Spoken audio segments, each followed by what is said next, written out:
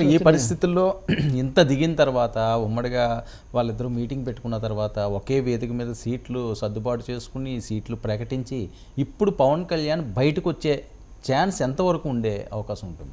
పెద్దగా ఉండదని నేను అనుకుంటున్నాను. పవన్ కళ్యాణ్ టూ మచ్ చాలా ట్రావెల్ టూ లాంగ్ కమిట్ అయి ఉన్నారు, కానీ కంఫర్టబుల్గా లేరనేది అయితే కనిపిస్తుంది. ఇప్పుడు మీరు అన్నారు ఇందాక జాబితా ప్రకటిస్తారు, పూర్తి జాబితా ఉందండి, మీరు 10 ప్రకటిస్తారన్నారు. అసలు ఈ ప్రకటించాల్సినవి 19 ఉన్నాయి. అవును, 24లో 5 ప్రకటించి 19 ప్రకటించాల్సి ఉంటే పూర్తి ఇదంతా వస్తే మలి దశలో కూడా 10 మాత్రమే ప్రకటిస్తే కంఫర్ట్ లేనట్టే కదా, ఎక్కడో ఏదో పట్టేస్తుంది అనే ఒక ఇదైతే కనిపిస్తుంది కదా మనకు.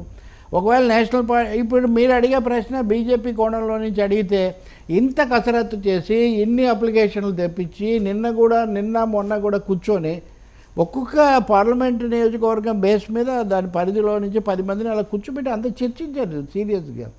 అంటే నిజంగా వాళ్ళు వెళ్ళాలి అన్నదే వాళ్ళ డైరెక్షన్ అయితే ఇంత కసరత్తు చేసి వీళ్ళందరినీ నిరుత్సాహపరిచి రేపు తెస్తారా? సో ఈ ప్రశ్నలు రెండు వైపుల నుంచి ఉన్నాయి, ఇటువైపు నుంచి అటువైపు నుంచి. తెలుగుదేశం పార్టీ కూడా జనసేనతో ఉంటే మనకు ఎలా ఉంటుంది సర్వే చేద్దాం, లేకపోతే ఎలా ఉంటుంది, బీజేపీతో ఉంటే ఎలా ఉంటుంది, లేకపోతే ఎలా ఉంటుంది అన్నది ప్రశ్నలు కూడా వాళ్ళ సర్వేలో వాళ్ళు యాడ్ చేస్తున్నారు.